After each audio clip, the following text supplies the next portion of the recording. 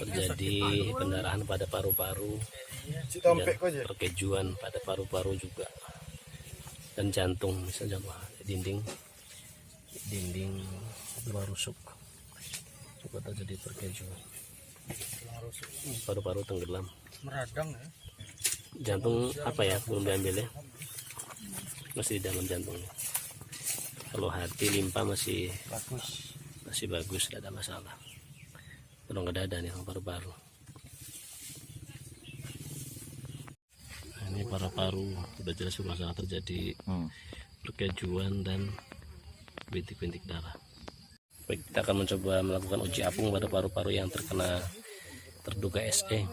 Masukkan air. Nah, tenggelam. Jadi paru-paru yang sudah terjadi pendarahan hebat, harusnya dia tidak tenggelam. Angkat lagi, Rek. Angkat, ambil lagi. Coba lagi. Nah,